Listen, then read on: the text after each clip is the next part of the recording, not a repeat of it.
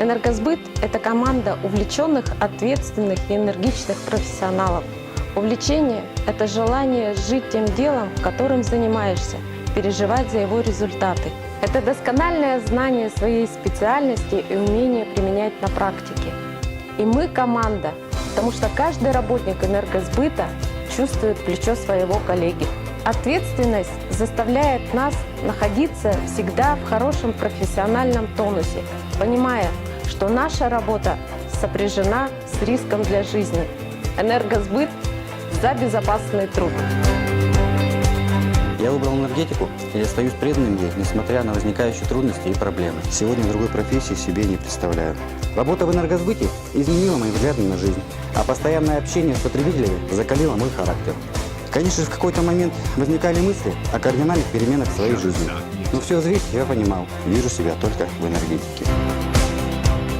Энергосбыт стал практически моим вторым домом. Я работаю водителем в энергосбыте с 1995 года. Особых сложностей не возникало. Водители постарше помогали советом. И сегодня в нашем коллективе товарищество и чувство локтя, а не пустые слова. Водители обеспечивают стабильную работу всего энергосбыта, а это подразумевает прежде всего большую ответственность, ведь мы перевозим людей. Так что не стоим на месте, находимся в постоянном движении, в прямом и переносном смысле. Работу свою я люблю. Нравится это постоянное движение вперед. Все 17 лет работаю контролером. Конечно, за это время изменилось отношение потребителей к энергоресурсам.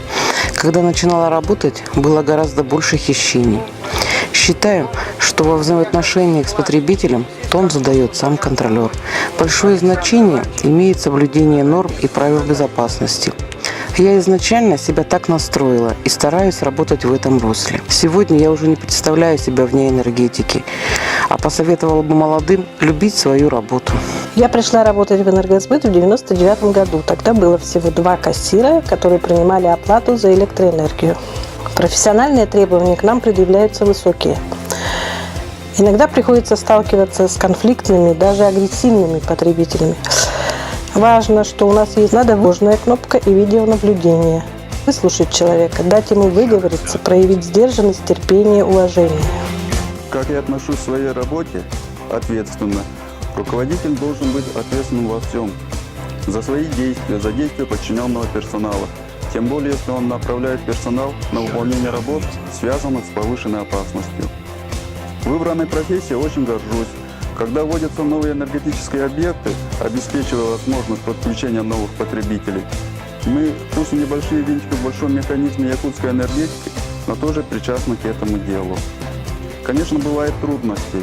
Я 17 лет работаю в энергосбыте, но самым сложным по сей день остается работа с потребителями-плательщиками.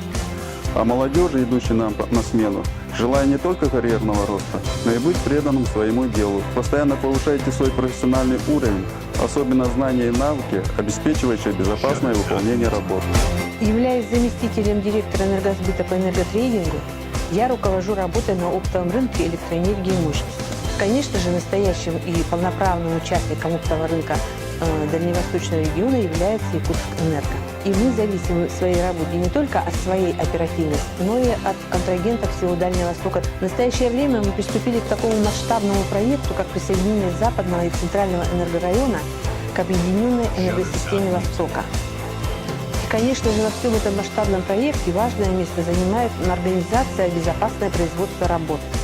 Люди, энергетики – это самое ценное, что только может быть в любой работе. Своим молодым коллегам-энергетикам хотелось бы пожелать не бояться никаких, казалось бы, самых сложных вопросов, и обязательно с ними справитесь. И пусть удача сопутствует во всех ваших делах.